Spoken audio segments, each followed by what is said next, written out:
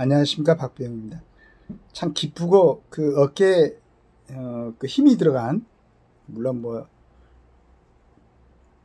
제 일은 아니지만 그래도 우리 대한민국의 일이고 우리 대한민국의 기업이 일이었으니까 그 삼성 이재용 회장의 파리 올림픽 가서 활동하는데요. 그 다음에 이제 삼성에서 만들어내는 그런 제품들이 널리 알려지고 있고, 올림픽의 그 개회식에 정말로 아주 밀접한 부분이죠. 이동하는 걸 갖다 다 촬영하고 이런 데 협조를 했다는 거, 기쁜 소식을 알려드렸습니다.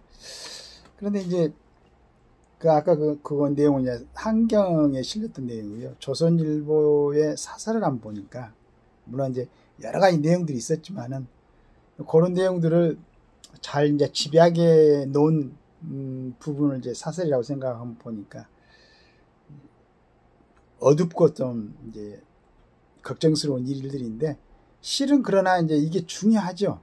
신문에서는 또 이런 내용을 실어놔야 관련되는 사람들이 그런 부분에 대해서 경각심을 갖고 또 반성을 하고, 또 그렇게 갖고 제대로 또 그걸 정리를 하고, 뭐 이런 걸 위해서 이제 우리 신문에서는 글을 실어야 되기 때문에, 지금은 좀 어둡고 불쾌하고 걱정스러운 일이지만은 이런 게 이제 관련되는 데서 정말로 이제 잘 정리해가지고 다시는 이런 일이 없도록 해야 될 것 같아요.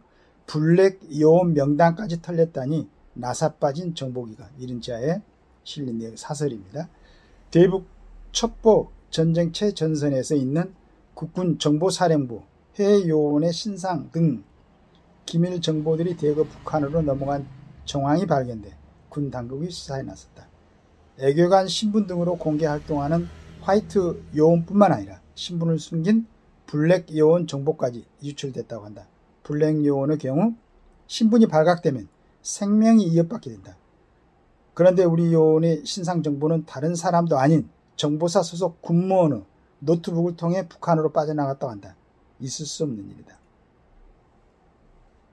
국군정보사는 북파 공작원 등 휴민트, 인간정보죠, 활동에 중점을 둔다. 국정원이 해외 대북 정보를 총괄하고 정보사가 비밀 공작의 실무를 담당하는 경우가 많다고 한다.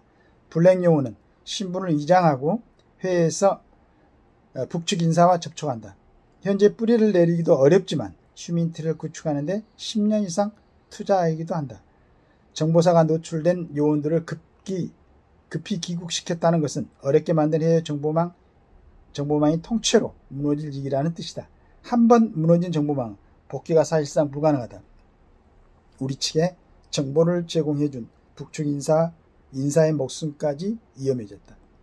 지난 2018년에도 정보사 공작팀장이 중국에서 활동하는 비밀요원의 정보 등을 건당 100만 원에 중국, 일본에 넘긴 사실이 드러났다. 푼돈의 동료의 목숨까지 팔아넘긴 것이다. 한동안 중국에는 요원 파견이 어려웠다고 한다. 2017년엔 우리 군의 심장부인 국방통합데이터센터가 해킹돼 참수작전과 미국에 제공한 대북 정보 등 1,500만 장 분량의 기밀이 북으로 넘어간 사실이 확인된데도 당시 국방장관은 너무 염려하지 않아야 된다고 했다.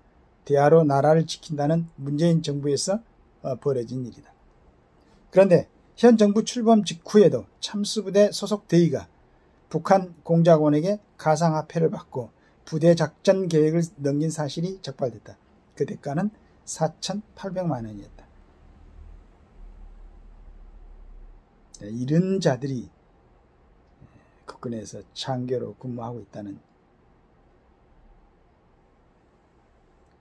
올해 초엔 항공우주산업에 근무하던 인도네시아 근로자가 KF-21 전투기 개발 정보를 계속 수집했는데도 정부는 뒤늦게 알아챘다. 최근 미 연방검찰이 미 중앙정보국 출신의 한국계 연구원을 기소하면서 국정원과 접촉한 사진을 공개할 때까지 정부는 미국의 동향을 모르고 있었다. 우리 정보기관이 총체적으로 나사가 빠졌다는 비판을 받아도 할 말이 없을 것이다.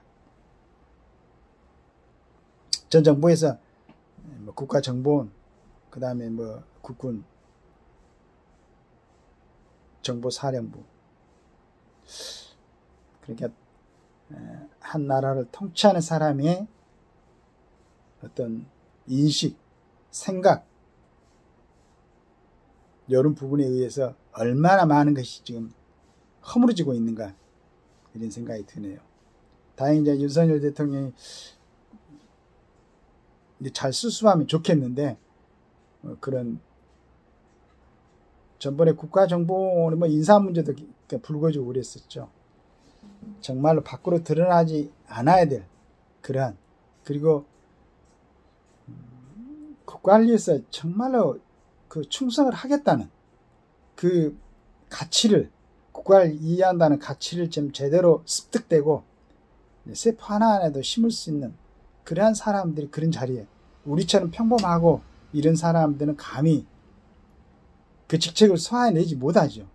그런데 그런 그 사람들 선발해가지고 그런 중요한 정책을 맡도록 해야 되는데, 뭐 정말로 일반적인 어떤 그 상식이나 객관적인 수준의 어떤 사람도 아닌 사람들이 그 중요한 자리들을 맡아갖고 있었었죠. 그래 뭐 얼마나 허물어졌겠어요. 그 예하의 수하에는 또 얼마나 많은 사람들이, 그런 비슷한 사람들이 들어가 자리를 점하고 있었겠어요.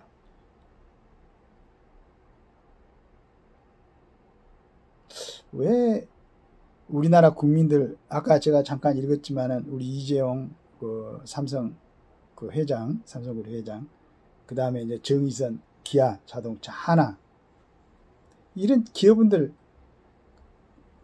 제가 보기에는 정말 확고한 어떤 국가가 아니, 기업인으로서의 어떤 기업 윤리 뭐 이런 것도 중요하죠. 물론 굉장히 이제 그런 게 있겠지만은, 하여간 난 그런 대기업 총수들 보면은 국가관이 확실한 것 같아요. 다른 나라 기업인들 같으면은 이 정도 규제가 많고 뭐 하나 건설하려면 각 지역에서 그 대목군들 뭐 시간을 다투는 그런 뭐 전자 관련 산업 하나 하는데도 그냥 6, 7년씩 그게 지연되고 해놓으면은 또 뭐 데모하고, 이럼에도 불구하고 다른 나라도 떠나지 않고 우리 한국에 본사를 두고 그렇게 애쓰면서 하는 것은 선대 기업인들의 어떤 그 국가를 사랑하는 마음 아니겠어요? 우리 정주영 회장님, 그 다음에 이건희 회장님, 이병철 회장님, 이런 분들이 자기들 기업과 함께 국가를 같이 키웠죠. 그때 그 박정희 대통령, 이런 분들하고.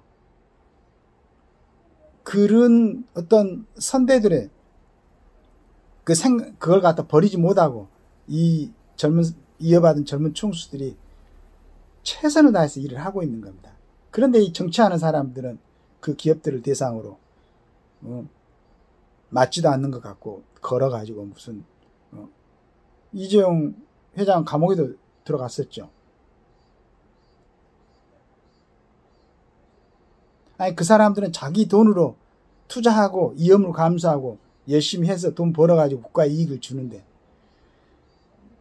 국가의 재정으로 월급 받고 활동하고 하는 사람들이 왜 자꾸 진짜 국민들을 피곤하게 하고 말도 안 되는 걸로 지금 이런 모습들을 보이고 있는지 아쉽고 안타깝고, 이제 국가나 국민들을 위해서 헌신할 생각이 없으면은 지금 내놓고 자기들 먹고 사는, 충분하게 먹고 살 능력들이 있는 것 같아요. 보니까 뭐 학교 공부도 잘했고 하니까 그냥 그런 거 해서 먹고 사세요. 국민들을 너무 힘들게 하지 말고. 물론 그 중에서는 이번에 그 이제 대정부 뭐 청문회라든가 그런 데서 활동하는 새로 나오는 분들 보니까 대단한 분들을 좀 봤습니다. 있어요. 그런 분들도 있는데, 그런 공익에 맞지 않는 성향을 가진 사람들은 자리를 양보하고 욕심껏 열심히 일해가지고 자기 이익을 챙기면서 하세요. 그러지 왜 자꾸 국민들 생활에 지대한 영향을 주는 정치라든가 고위 공직자가 돼가지고 국민들을 갖다 힘들게 하고, 다 이뤄놓는 선대 정치인들이나 기업인들이 다 만들어 놓고 다 이뤄놓은 이걸 갖다 자꾸 파괴하려고 하느냐 이거지. 자성하고 자숙해가지고 자기가 그 적성에 맞는 일들을 골라서 했으면 좋겠어요. 감사합니다.